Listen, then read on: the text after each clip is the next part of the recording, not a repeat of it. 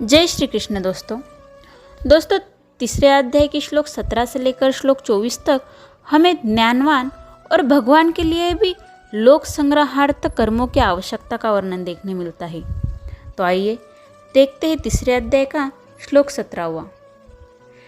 यस्त्वात्मरतिरेव स्यात् आत्मतृप्तश्च मानव आत्मन्नेवश्च संतुष्टस्तस्य कार्यं न विद्यते।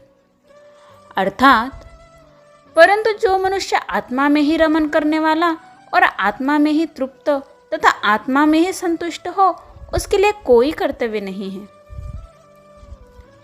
दोस्तों, हमने ये ऑलरेडी देखा है पहले भी कि आत्मा से बड़ी सच्चाई और कुछ नहीं है, और ये सच्चाई जो समझ लेता है उसमें ही खुश होकर आखिर आत्मा में ही रहता है। मतलब जो श्रेष्ठ पुरुष, मुनि या योगी है, उसके लिए कोई कर्तव्य या कोई कर्म नहीं होता।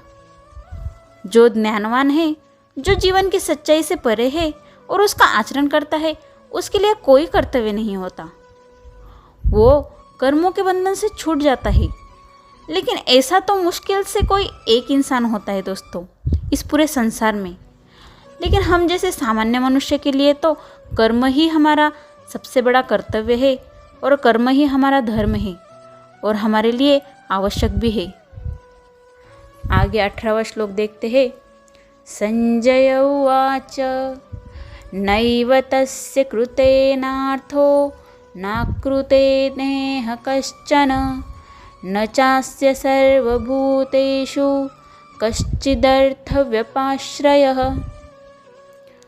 अर्थात उस महापुरुष का इस विश्व में न तो कर्म करने से कोई प्रयोजन रहता है और न कर्म के न करने से ही कोई प्रयोजन रहता है, तथा संपूर्ण प्राणियों में भी इसका किंचित मात्र भी स्वार्थ का संबंध नहीं रहता।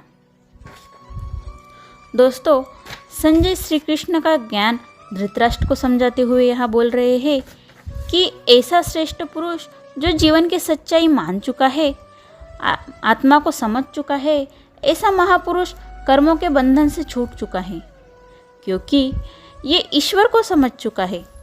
दुनिया की सच्चाई उसे पता चल चुकी है, वो ज्ञानी बन चुका है। इसलिए अब किसी प्रकार का स्वार्थ उसके मन में नहीं है, क्योंकि जब साक्षात ईश्वर जिसको मिल गया हो, उसे और क्या चाहिए? वो कोई और कर्म क्यों करेगा? तो दोस्तों, आज के लिए इतना ही। आप मेरे चैनल भक्तिविद पूनम को सब्सक्राइब कर लीजिए ताकि गीता का संपूर्ण ज्ञान आपको ऐसे ही स्टेप बाय स्टेप मिलते रहे।